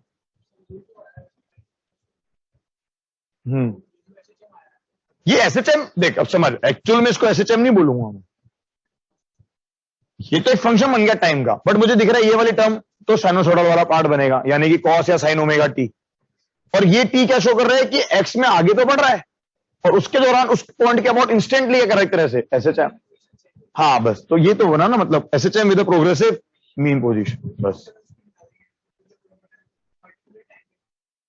हाँ और नहीं, एम्पलीट्यूड तो फिर भी आ जाएगा भाई, एम्पलीट्यूड तो फिर भी आ जाएगा, वो तो एम्पलीट्यूड तो इस वाले पार्ट पे डिपेंड करेगा ना बस। तो ये देख लेना यूएक्स देख ले बस, उससे ऐड लग जाएगा यूएक्स की फॉर्म क्या बन रही है, सम कांस्टेंट माइनस, तो यूएक्स वाला पार्ट क्या कर रहा है, एसएचएम कर रहा है उसका, बस खत्म। हाँ चलो भाई, अब हम आते हैं कॉम्प्रिहेंशन वन पर, तो मैं यहीं से पढ़ाऊंगा और क्या, अबे यार और क्या पूछना है इसमें। चलो बताओ, ई जीरो दे दिया, ठीक है, तो ई तो जीरो, ई का काम तो हट गया, बचा क्या फोर्स सिर्फ बी वेक्टर, और यू वेक्टर दे रखा है आपको, तो यू क्रॉस बी, अगर यू है और बी है तो दो ऑप्शन है हमारे पास, या तो हेलिकल बने या फिर सर्कुलर बने, और तो कोई ऑप्शन बनता ही नहीं है इसके अंदर। तो क्या दे रहा है इसका आंसर, ये तो हेलिक्स विद यूनिफॉर्म पिच, और एक आंसर क्या दे रहा है, स्ट्रेट लाइन। स्ट्रेट लाइन कब हो सकता है भाई, जो वी क्रॉस बी क्या हो जाए आपके पास, जीरो हो जाए। तो चेक कर लिया तो सारे ऑप्शन, सिर्फ बी तो बच रहा है और तो कुछ है ही नहीं उसके अंदर। अच्छा सिर्फ बी है तो प्रोग्रेसिव पिच भी नहीं आएगी, बी अगर है प्रोग्रेसिव वो पिच विद इंक्रीजिंग वो भी नहीं आएगी, तो या तो पिच कांस्टेंट बनेगी, तो डायरेक्शंस के साथ में चेक कर ले बस। क्या अगर कौन सा,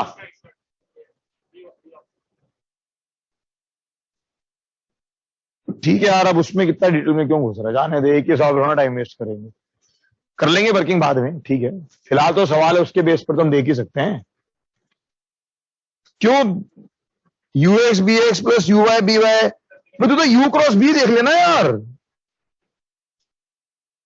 अरे यू क्रॉस बी करके देखना पड़ेगा, और क्या करेंगे, ये ले इतना क्या परेशान हो रहा है, यू क्रॉस बी कर। अब उस यू क्रॉस बी में तेरी पूरी कितनी टर्म्स बनेंगी, 6 टर्म्स बनेंगी। हाँ नहीं, यू क्रॉस बी सिर्फ इतना थोड़ा आएगा बेटा, अरे यू क्रॉस बी में बल्कि यूएक्स और बी एक्स तो आएगा ही नहीं कहीं, क्रॉस प्रोडक्ट करोगे ना, तो क्रॉस प्रोडक्ट के लिए यू क्रॉस बी को निकालो एक बार, और वहां से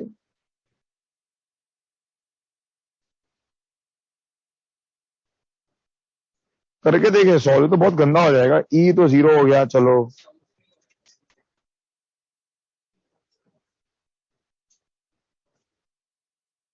ये इक्वेशन क्या कह रही है, एक मिनट रुको, ये इक्वेशन क्या कह रही है कि यू डॉट बी जो है, ये कह रही है U dot B is non zero, यानी कि यू और बी परपेंडिकुलर नहीं है। ये गिवन हो गया कि यू और बी आपस में क्या नहीं है, परपेंडिकुलर नहीं है। अब ऑप्शन क्या बचे, ये वाला डायग्राम पॉसिबल नहीं है। अब इसके अलावा क्या ऑप्शन बचे कि या तो बी और यू पैरेलल कर दो भाई, तो कैसा बात, स्ट्रेट लाइन, ठीक है ना भाई। और अगर किसी एंगल पे दोगे तो कैसा बात, तो कैसा बात, हेलिक्स। बस खत्म, ऐसा होना है यार, तो चीज तो फिर दिमाग लगाओ। चलो खैर कॉम्प्रिहेंशन 1 पे आते हैं, पढ़ाना भी है मुझको, तो साइक्लोट्रॉन पढ़ भी जाएंगे हम लोग। कॉम्प्रिहेंशन 1,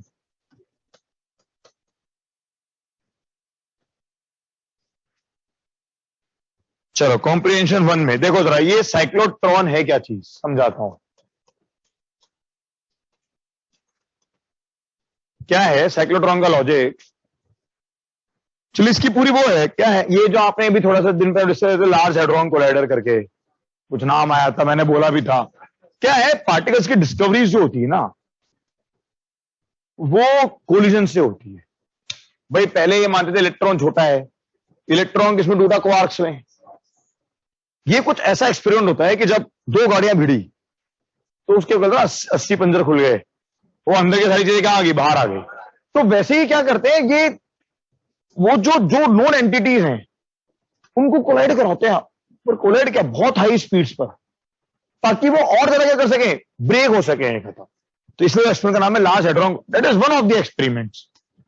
अब वो लार्ज स्पीड देने के लिए मुझे क्या करना पड़ेगा, उन सब एटॉमिक पार्टिकल्स को एक्सेलरेट करना पड़ेगा। Single delta we potential difference इतना ज्यादा कभी हो नहीं सकता। फिर क्या लिखोगे, क्यू इंटू डेल्टा वी लिखेंगे हम, वो इतना ज्यादा हो नहीं सकता कि उनको बहुत ज्यादा स्पीड दे दे। तो उन्होंने एक सिस्टम बनाया साइक्लोट्रॉन, ठीक है। अब वो साइक्लोट्रॉन क्या कर रहा है, देखो समझना इसका एक्सपेरिमेंट क्या चल रहा है। इसमें क्या होता है, दो डीज हैं, these are metal dees, hollow metal dees है ना, ये मेटल डीज है आपके पास, हॉलो मेटल डीज हैं ये।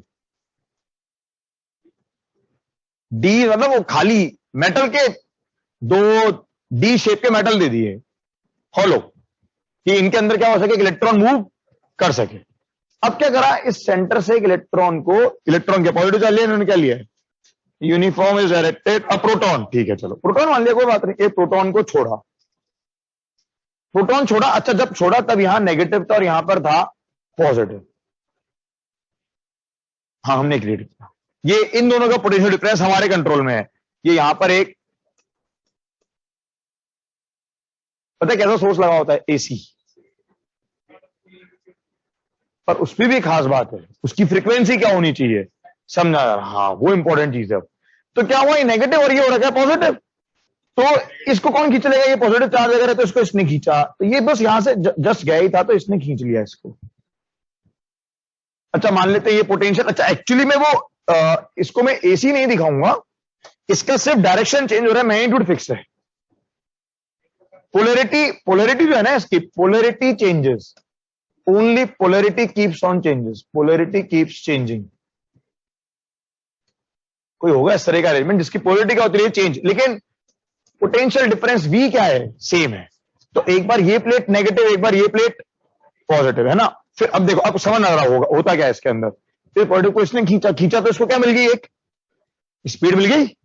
तो उस स्पीड के कारण क्या करेगा, ये अपना ये वाला राउंड पूरा करेगा। ये एक मिनट, मैग्नेटिक फील्ड कहां मान ले हम, इधर की तरफ स्पीड आई ना, तो V क्रॉस B क्यों मान लेते हैं, तो B अंदर की तरफ ले लिया हमने, मैग्नेटिक फील्ड इज इनसाइड। इस पूरे एरिया में क्या है पता है, मैग्नेटिक फील्ड दे दिया आपको। एंड एक्चुअली ये जो लैब है ना, ये लेबोरेटरी एक्सपेरिमेंट नहीं है, मतलब है, सॉरी लेबोरेटरी है, बट ये ऐसे डीज नहीं है जो आपने घर में लाके रख ली है, ये किलोमीटर्स ऑफ एरियाज में फैले हुए हैं।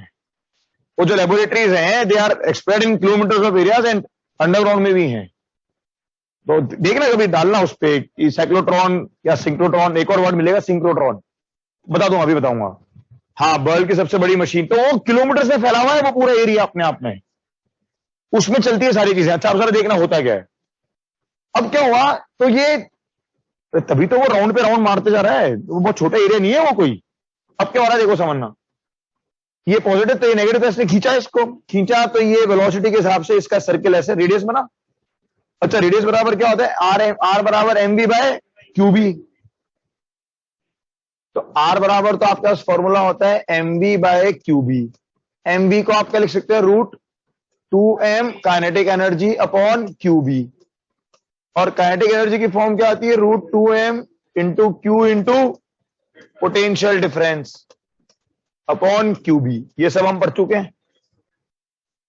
अच्छा इसकी जो ओमेगा होती है या फ्रीक्वेंसी होती है time period to complete one circle, वो क्या होता है, टी बराबर 2πr/v। तो 2πr/v, तो 2πr/v इज 2πm/qb। खास बात देखो, ये सिर्फ इस पे रहने की फ्रीक्वेंसी क्या बन गई, qb/2πm। अभी बता रहा हूं, होल्ड करे, 1 मिनट रुक, सब बता रहा हूं। तो qb/2m जो बना टाइम पीरियड, ये चीज आपकी कहीं पर भी v पे डिपेंड नहीं कर रही, ना ही उसकी काइनेटिक एनर्जी पे डिपेंड कर रही है। यानी कि टाइम पीरियड क्या चलता है, फिक्स। किस पे डिपेंड कर रहा है, चार्ज पर, बी पर और मास पर। तो ये तीन चीजें क्या है, कांस्टेंट। ये तीन चीजें क्या है, ये सब कांस्टेंट है। तो ये वैल्यू क्या चल रही है आपके पास, कांस्टेंट चल रही है। अब समझो, चीज समझो, वो फ्रीक्वेंसी क्यों ले रहे हैं हम। क्या हुआ, ये यहां पर घूम के आया, ठीक है। अब जैसे ही यहां तक पहुंचा, इन्होंने इसकी पोलैरिटी क्या कर दी, चेंज कर दी। क्या कर दिया इन्होंने, इसको क्या कर दिया, इसको कर दिया पॉजिटिव, सॉरी इसको कर दिया नेगेटिव, और इसको कर दिया पॉजिटिव। तो ये फिर से इसको क्या मिली, एक वेलोसिटी। क्या बढ़ी, इसकी काइनेटिक एनर्जी बढ़ी। फिर क्या करेगा, ये सर्किल में घूमेगा। अब समझना, सर्किल का रेडियस बड़ा होता रहे, फ्रीक्वेंसी पर तो कोई फर्क पड़ता ही नहीं। तो एक्चुअली में क्या, इसीलिए चीज यूज करना आसान था कि जैसे ये एक सर्किल, अब देख, एक मिनट जरा समझना, ये वाली प्लेट नेगेटिव कब थी। अब भाई चलो अब यहां से शुरू करते। ये तो एक बार फर्स्ट टाइम इंट्रोड्यूस कर दिया, मैं यहां से शुरू कर रहा हूं इस प्रोसेस को, देखना यहां से शुरू कर रहा हूं। इस समय पर ये वाली प्लेट क्या है, नेगेटिव। अगली बार कब नेगेटिव करेंगे इसको हम, जब ये क्या कर लेगा, ये सर्किल पूरा कर लेगा। जब ये इस सर्किल को पूरा करेगा, इस वाले को पूरा करेगा, तब ये प्लेट फिर से क्या होगी, नेगेटिव होगी। तो समझ रहे हो, जितनी देर में वो एक सर्किल पूरा करता है, इसकी भी साइकिल क्या हो जाती है, चेंज हो जाती है। क्या, कहां पे नेगेटिव कर देते, तो वो तो करा ही ना। अबे साइकिल का मतलब क्या होता है, रिपीट। तो मैं कह रहा हूं, इस पर दोबारा नेगेटिव कब आया, जब इसने अपना एक सर्किल पूरा करा। तो इसीलिए जो इसकी फ्रीक्वेंसी थी, वही बेसिकली इस सोर्स की, वही एफ ऑफ, इन्होंने लिखा होगा F oscillations, oscillations for polarity. तो वही आपकी फ्रीक्वेंसी पर क्या कर रहे हैं, उसी फ्रीक्वेंसी पर आप क्या चेंज करते आ रहे हो, पोलैरिटी को चेंज कर रहे हो। सेमी सर्कल कहां है बेटा, इस वाले पॉइंट से देखना। पहले स्टार्टिंग को छोड़ दो, इंट्रोडक्शन को छोड़ दो, उसके बाद में देखना शुरू कर। ये देख, इस पॉइंट से शुरू कर, जब यहां पर था देख, तब ये नेगेटिव था। जब ये वापस पूरा यहां पहुंचेगा, तब ये फिर से नेगेटिव होना। फ्रीक्वेंसी का मतलब क्या होता है, जब साइकिल अपने आप को रिपीट करे। तो बीच ये नेगेटिव था, बाद में एक बार पॉजिटिव हुआ होगा, जब भी इसको छोड़ रहा होगा। तो वापस नेगेटिव कब हुआ, जब उसने एक सर्किल पूरा करा। तो ये तो इसकी मेन कहानी बनती है। समझ लो अब क्या हो रहा है, ये ऑसिलेट करता रहेगा, ये ऑसिलेट करता रहेगा, और ये क्या करता रहेगा, अपनी स्पीड हर बार बढ़ाता रहेगा। फिर उसने क्या बोला लास्ट में, अल्टीमेटली वो एक इस तरह से चैम्बर बनाए थे, मतलब एक ये दे देते, पाथ दे देते हैं इसको, तो ये यहां से बाहर निकल जाता है। अब वो सबएटॉमिक पार्टिकल क्या अचीव कर चुका है, बहुत ज्यादा स्पीड अचीव कर चुका है। अब वो उस एक्सपेरिमेंट का हिस्सा बन सकता है। तो एक तो ये चीज होती है इसके अंदर। अब इसमें लेकिन क्या है, चलो अब इस पे तो मैं इसका सवाल तो करा ही दूंगा। अब इसमें क्या है, लिमिटेशंस है। लिमिटेशंस ये हैं कि क्या होता है, जब एक बार पार्टिकल की स्पीड बहुत ज्यादा हुई, वो जो पार्टिकल है, प्रोटॉन है मान लो, उसकी स्पीड बहुत ज्यादा हो गई, स्पीड कंपेरेबल टू सी, उसका मास क्या होने लगता है, चेंज होने लगता है। m बराबर m0 upon root 1 - v² by c square. कैसे इक्वेशन की अब तक हमें कहीं जरूरत पड़ी थी बेटा? आर कहां फिक्स रहेगा? आर तो चेंज है यार। एक मिनट ये छोड़ दो भाई।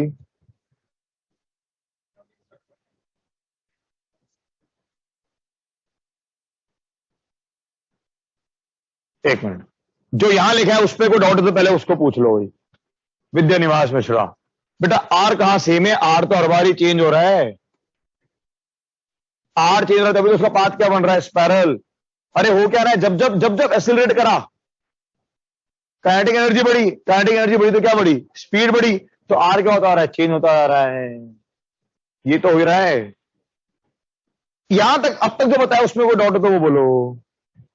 क्लियर है थ्योरी?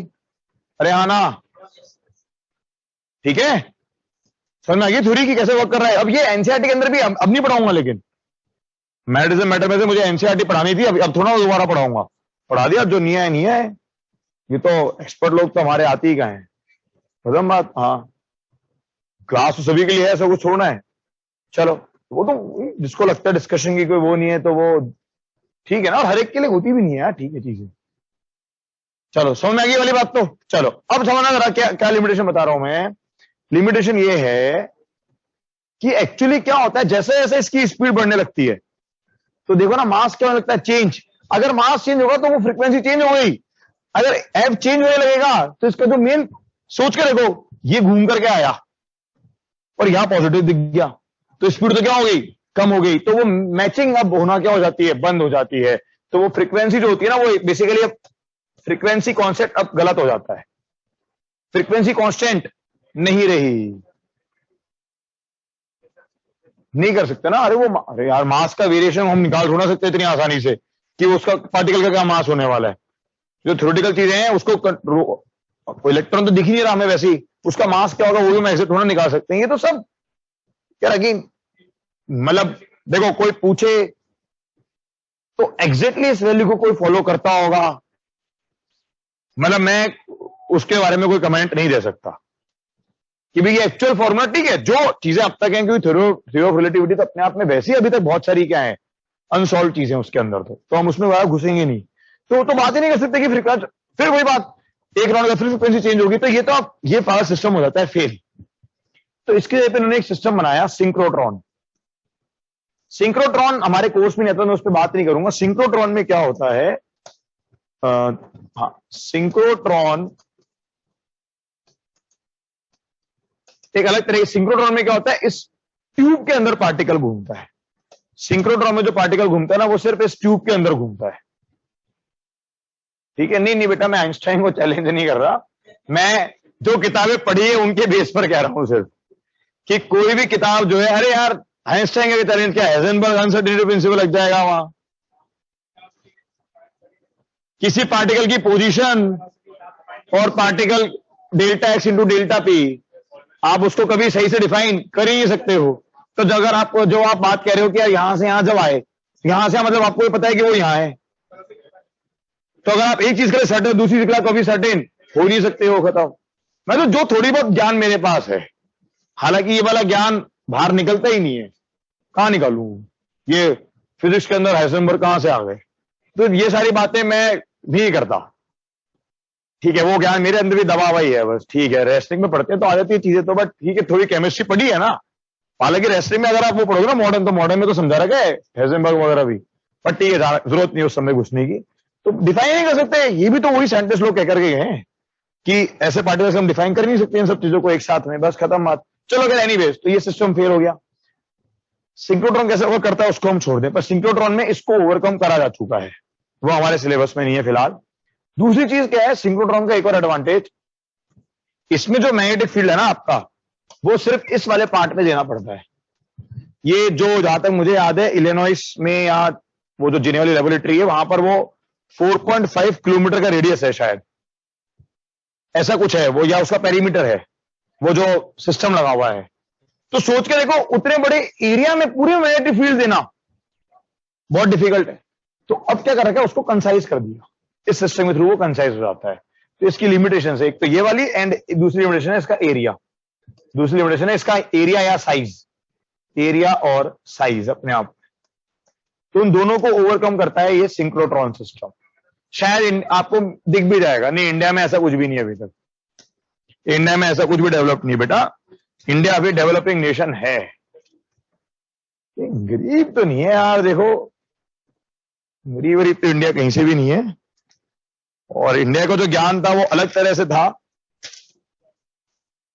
चलो खैर एनीवे, उस सब पे हम बातें नहीं करेंगे।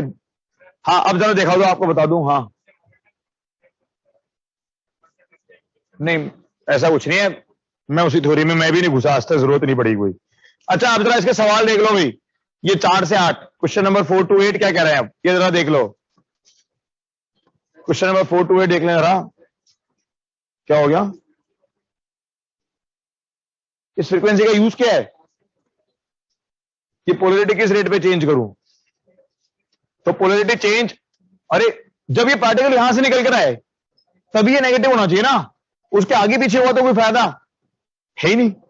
तो जितनी देर में ये सर्किल पूरा करे उतनी देर में इस सिस्टम की पोलरिटी भी क्या होती रहे, चेंज होती रहे। जब ये इधर से निकले बाहर तो इसको उधर क्या दिखे, नेगेटिव। जब इधर से बाहर निकले उधर क्या दिखे, नेगेटिव। तो ये भी चीज क्या कर रही है, पोलरिटी ऑसिलेट कर रही है। हाँ, पर्पस है इलेक्ट्रॉन को स्पीड देता, उस सब एटॉमिक पार्टिकल को स्पीड देते जाना by going across the same potential difference again and again. बस भाई, और तो कोई सिस्टम पॉसिबल नहीं है ना भाई। मान लो नेगेटिव पॉजिटिव इधर से उधर टकराए, टकरा करके इधर आए, तो टकराने में तो एनर्जी क्या हो जाएगी, लॉस हो जाएगी। तो यहां कोई लॉसेस है ही नहीं। बस सर फ्रीक्वेंसी के लिए वी भी कॉन्स्टेंटली बढ़नी चाहिए। अबे फ्रीक्वेंसी में वी कहां आती है भाई,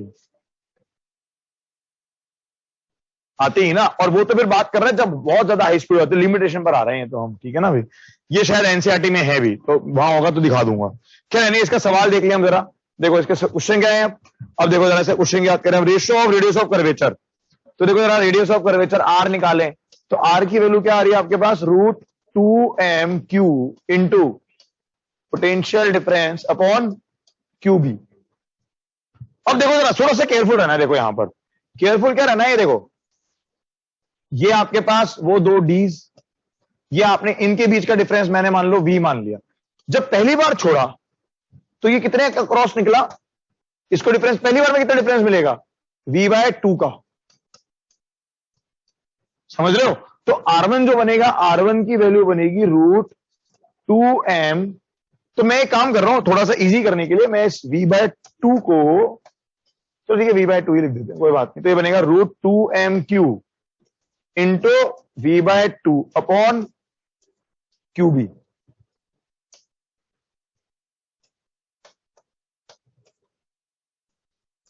ये R1 बना। लेकिन जब R2 के लिए आए, देखो R2 क्या बनेगा, देखो R2 जब आया तो ये ऐसे यहां तक पूरा कर चुका एक राउंड, अब ये पूरा क्रॉस करेगा तो R2 क्या बनेगा, तो V/2 तो एनर्जी ऑलरेडी थी, प्लस कितनी और मिल गई, QB और मिल गई। तो क्या बनेगा, R2 बनेगा एक तरह से √2m³ into 3V/2 upon QB।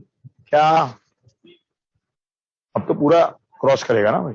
और ये भी इसलिए क्योंकि इसने इस प्रॉब्लम में लिखा है लॉन्च फ्रॉम सेंटर, वहां लिखा है लॉन्च फ्रॉम सेंटर। हाँ, तो इस हिसाब से करते जाओ, अब तो सारे रेशो आ जाएंगे, रेडियस आ जाएगा, काइनेटिक एनर्जी के निकालते जाओ, अब कर लेना यार, ठीक है। डिस्टेंस ट्रेवल्ड, तो डिस्टेंस ट्रेवल में देखो ध्यान रखना, बेसिकली वो 2 सेमी सर्कल घूम रहा है हर बार ऑफ डिफरेंट रेडियस। डिस्टेंस जो बनेगा ना इसका, तो अगर मैं मानता हूं ये देखो एक सर्किल, ये एक सर्किल पूरा अगर हुआ, इसको छोड़ दे हम भले ही, हाँ नहीं ये भी आएगा पिक्चर में, तो सर्किल का रेडियस क्या बनेगा, तो डिस्टेंस जो आ रहा है, distance in one circle, in one circle,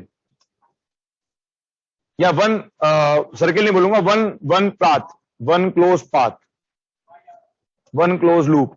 तो वन क्लोज लूप में जो आ रहा है वो आ रहा है πr1 plus πr2, πr1 plus πr2। ये डिस्टेंस बनेगा एक एक सर्किल का, एक सेमी सर्किल उधर, एक सेमी सर्किल उधर, बस ये बनता रहेगा आपके पास। ऑब्वियसली बीच वाले को तो हम क्या करेंगे, इग्नोर है वो तो, हाँ बस ठीक है, हो जाएगा। ये कॉम्प्रिहेंशन 2-3 में बोलो, कौन सा 16th, कॉम्प्रिहेंशन 3 पर आऊं मतलब, ठीक है। 2 तो आसान है, ठीक है। कॉम्प्रिहेंशन 3 पर आ जाते हैं। Question number 11, current density in wire A. ये तो ग्राफ से हो रहा है यार, देख ए और सी। बेटा मैग्नेटिक फील्ड किस पे डिपेंड करता है? Mu naught J R by 2। Question number 11th में, क्वेश्चन 11th में अगर रेडियस क्या चल रहा है, लेस देन कैपिटल आर, तो बी बराबर क्या है? Mu naught J R by 2। तो दिख तो रहा है कि जे ए जो है वो क्या है? ग्रेटर देन जे सी। भाई ऐसे सोचो ना इस चीज को, ये जो ग्राफ दे रखे हैं मैग्नेटिक फील्ड के बी, ये देखिए ए का ग्राफ जा रहा है, ये सी का ग्राफ जा रहा है। अगर मैं सेम आर पे देखूंगे, देख दोनों ग्राफ को सेम आर पे देखें हम, तो सेम आर पर किसका जे ज्यादा है? उसका फील्ड ज्यादा, उसका जे ज्यादा है, बस खत्म। कॉम्प्रिहेंशन 3 पर आ जाएं। चलो let us come to comprehension 3।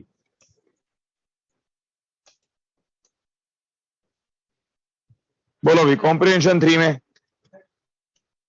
कौन सा? 13th। देखो पहले तो समझो सवाल में है क्या चीज।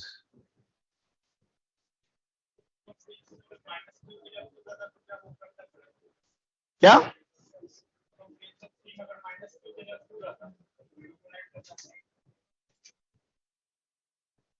बेटा माइनस अगर क्यू होता तो एक चार्ज से ऊपर घूमता और दूसरा वाला कहां घूमता? नीचे घूमता। कोलाइड करते ही क्यों?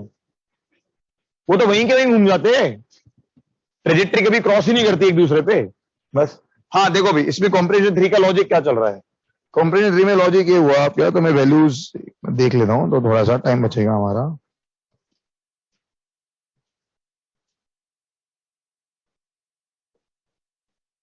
अब डिस्कशन भी ढंग से करो ना, तो फिर टाइम कम ही बढ़ता है। क्या? तो यार अब जो करो तो फिर ईमान, अब कैसे मैं कैसे स्किप करूं? मतलब ऐसे भी देखो क्या होता है, डिस्कशन केमिस्ट्री का बहुत फास्ट होता है, हमेशा से होता है। मैथ्स में ये होता है कि बहुत सारे सवाल आपके नोट्स में आ जाते होंगे शायद। हाँ तो हर दिन कर देते हैं, जैसे भी कर लो, मतलब खैर। हाँ तो वो फिक्स कर रखा उन्होंने वैसे। तो सर देखो हर सब्जेक्ट का तरीका अलग होता है, वही कंपैरिजन हम कर नहीं सकते। फिजिक्स में रोज करने लग जाऊं तो भैया वो थ्योरी बीच में फंसती रहेगी, रोज टॉपिक तो खत्म करेंगे ना। ठीक है, हर चीज का अपना एक वो है। अरे यार वैल्यूज देख रहा था। हाँ देखो भाई, इसमें क्या लॉजिक क्या चल रहा है भाई? पहला पार्ट तो कह रहा है कि ये कोलाइड नहीं करें, तो लॉजिक क्या बना भाई कि ये प्लस क्यू चार्ज जो है ये ऐसे घूम जाए, और ये वाला जो माइनस क्यू है ये ऐसे घूम जाए। बिल्कुल, बस ये हाँ ऑलमोस्ट दोनों के जरिए सेम रहेंगे हमेशा।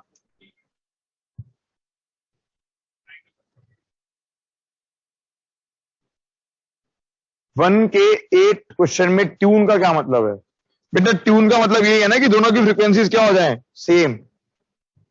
1 के 8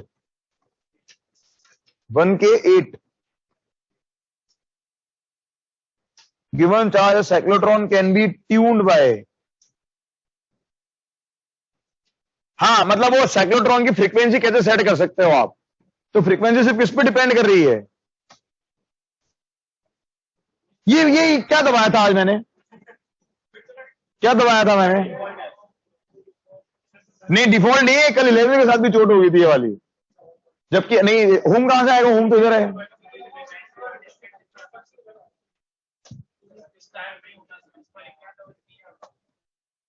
नहीं कुछ तो दबाया ऐसा मैंने।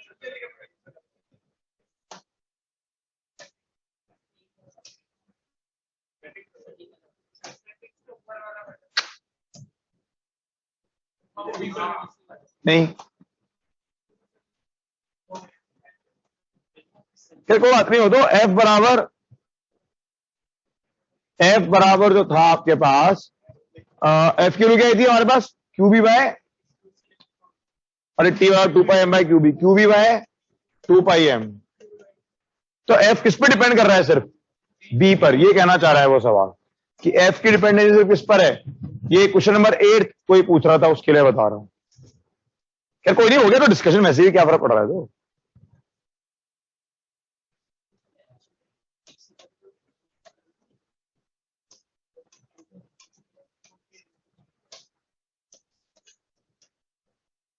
ये भी नहीं आता,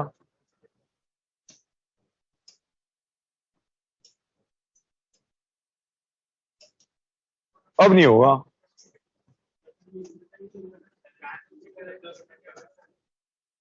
चलो तो, अरे तो वो तो ऊपर थे बटन, चलो वहां से तो गए तो भी आ गए।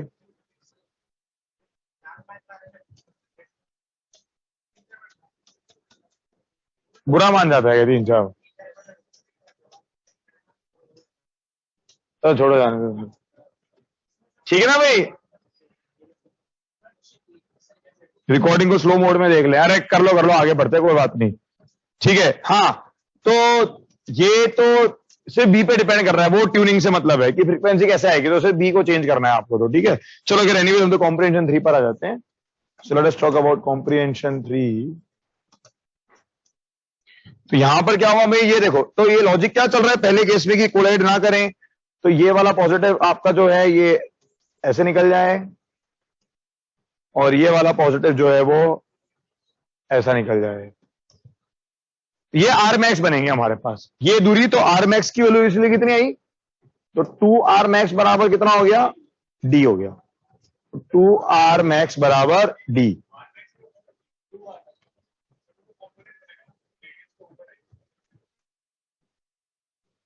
हाँ तो 2r मैक्स हो गया ना, इधर से भी r, इधर से भी r, और क्या सही है मेरे हिसाब से तो, ठीक है। ये इसका लॉजिक चल रहा है आपके पास। तो आर मैक्स हम निकाल लेंगे, आर मैक्स की वैल्यू जो आई, तो वो वी मैक्स निकल जाएगा। आर बराबर क्या है, आर बराबर है M V by Q B.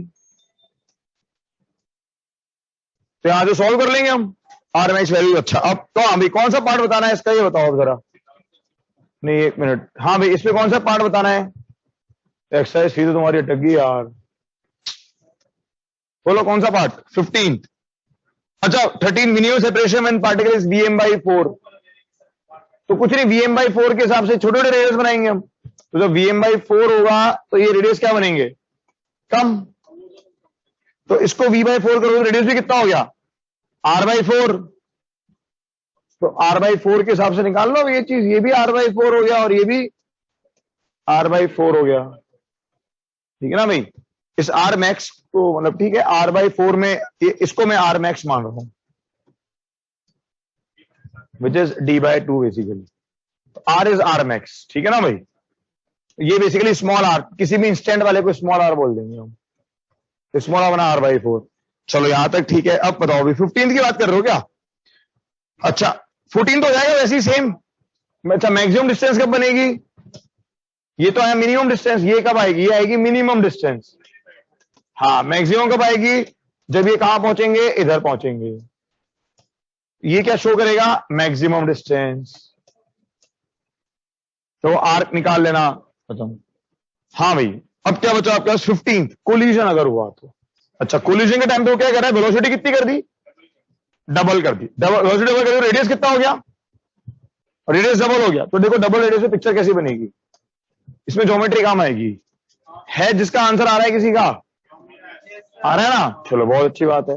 Geometry क्या काम आएगी, देखो ये इसका जो सेंटर, ये पार्टिकल 1 है, पार्टिकल 2 है, तो C1 इधर आएगा, सॉरी C1 तो इधर है, ये ऐसे निकलेगा, ये इधर से ये पार्टिकल 1 जा रहा है, और पार्टिकल 2 जो है वो ऐसे,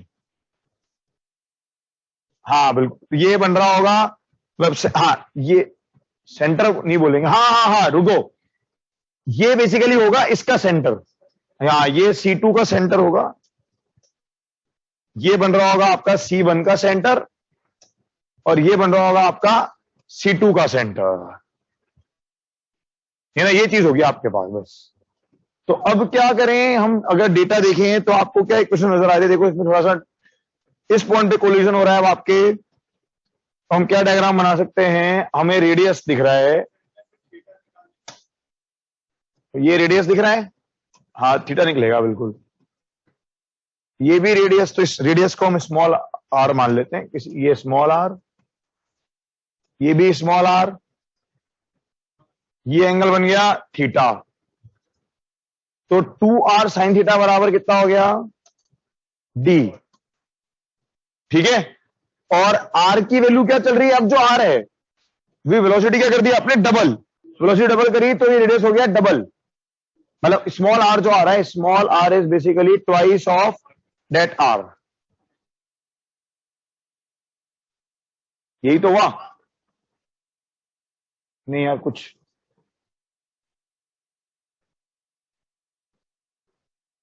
to R sine theta equal to D, ये सही लिखा है क्या हमने, है ना, ये आर बनेगा, ये आर साइन थीटा ही तो बना। ठीक है, तो पहले रेडियस कितना था आपके पास, नहीं अच्छा अच्छा ठीक है ना, हाँ ठीक तो है, तो 2r, तो 2r के हिसाब से कितना बन गया, ये d बन गया ना, हाँ तो ये d बन गया, ये d बन गया, r d बन गया, तो साइन थीटा कितना आ गया 1/2, तो थीटा कितना बन गया π/6। तो ओमेगा कितनी देर में घूमेगा निकाल दो टाइम, बस यहां से टाइम निकाल रहे हैं हम, दैट्स इट। ठीक है, लेट तो नहीं करूंगा आज मैं अब, क्योंकि वो फ्लोर इंचार्ज की बेचारों की छुट्टियां चालू हो रही हैं, वो रोज बोलेंगे कि एक्सरसाइज 3 रह गई अब हमारी, क्या 16, v equal to 2vm and they stick together. बेटा क्या करेंगे, स्टिक हो गए, स्पीड कहां की तरफ आएगी, ऊपर की तरफ आ जाएगी, मोमेंटम तो क्या चल रहा है, एक्स डायरेक्शन में 0 चल रहा है, तो कहां निकल जाएंगे सीधे, बस। एक्सरसाइज 3 कहां से आएगी अब ना बेटा, यार एक बच्चा,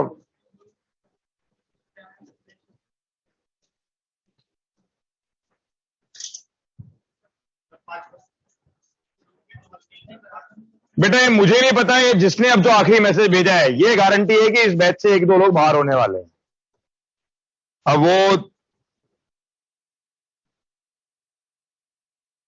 ऑलरेडी तैयारी उसकी हो चुकी है, बस इस मैसेज का इंतजार था कि एक बार और कोई बदमाशी कर दे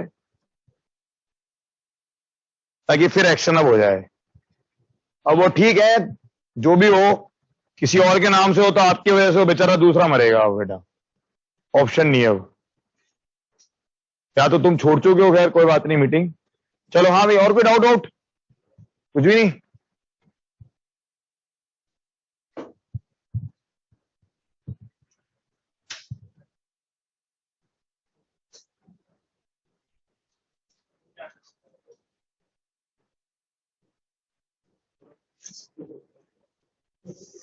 नहीं एकदम ही मतलब बिल्कुल ही फाउल लैंग्वेज का इस्तेमाल करते हैं तो।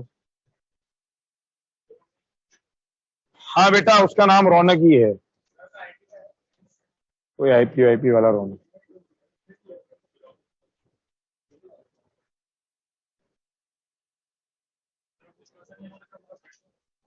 अब देखते हैं यार कब करते हैं इसको।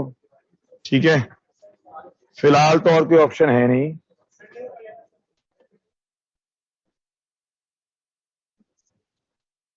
इसमें कहीं पर टाइम वाइम लिखा हुआ आएगा ना, हाँ ठीक है।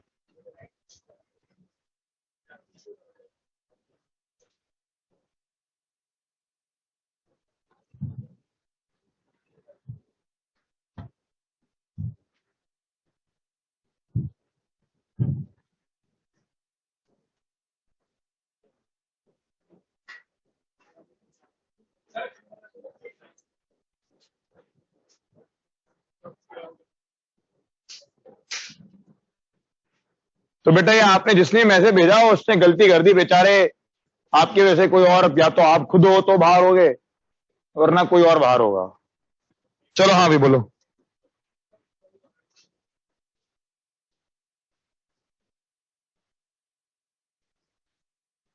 ठीक है चलो क्लास को बंद करते हैं, ठीक है, एक्सरसाइज 3 अब करते हैं बाद में कभी मौका निकाल के, ऑप्शन नहीं है उससे ज्यादा तो कैसे मैनेज करें।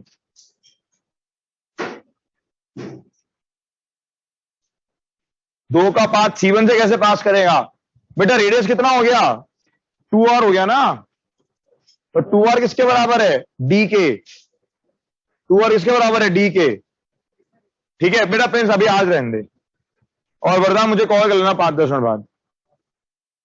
चलो बाय बाय।